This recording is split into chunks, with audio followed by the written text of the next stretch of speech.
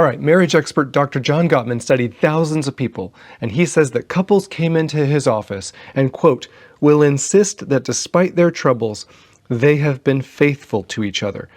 But they are wrong. Betrayal is the secret that lies at the heart of every failing relationship. It is there even if a couple is unaware of it. This is so important because so many of us hear the word betrayal and we think cheating. But the problem is there are millions of relationships where there hasn't been any cheating, but one or both partners is still betraying the other without realizing it. And Gottman actually goes on to say the consequences of those mini betrayals building up over time can be just as devastating to the relationship and to the person emotionally and psychologically as if there actually was cheating. And at the end of the day, relationships thrive or die because of mutual trust. Trust says, I can rely on you. I know you have my back. I can depend on you when I'm hurt. I believe you're going to be there for me and comfort me instead of dismiss me or invalidate me.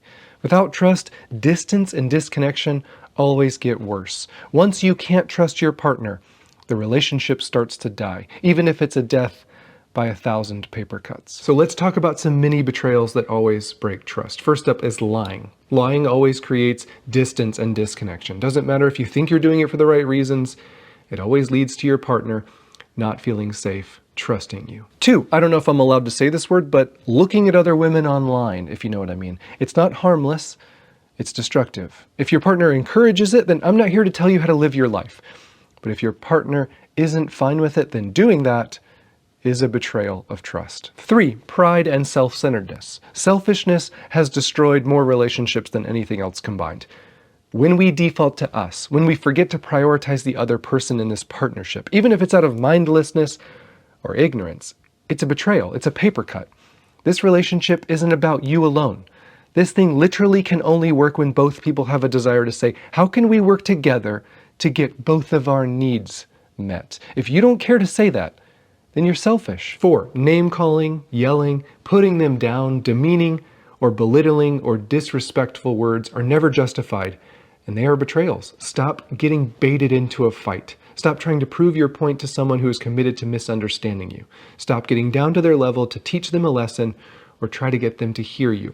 If they didn't want to listen when you were calmly talking, there's a 0% chance they're going to listen when you yell. So stop doing that and put boundaries up around any of their criticism or contempt, because you're smarter than the fights that you keep getting in, and you deserve infinitely more than that. 5, being emotionally unavailable. Putting work ahead of this relationship, not being able to have safe talks without being triggered and exploding with rage or aggression.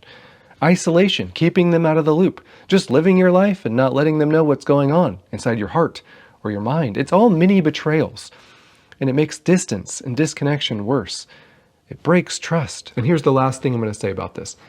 I was guilty of so many of these. We all can be. But the point isn't to shame you or make you feel like a failure. The point is to open your eyes to the damage that these can have in your relationships, because someone needs to warn you. If they are present in your dynamic, take them seriously. Stop doing them yourself and hold your partner accountable to them as well. None of us are perfect, but this isn't about perfection. This is simply about understanding what our goal is here. And it should be to limit those mini betrayals to as few as possible. And when they happen, we take accountability for them, we apologize, and we make a plan to change any hurtful behaviors. That's how trust is rebuilt. And that's what leads to the connection and closeness that you both say you want in this relationship.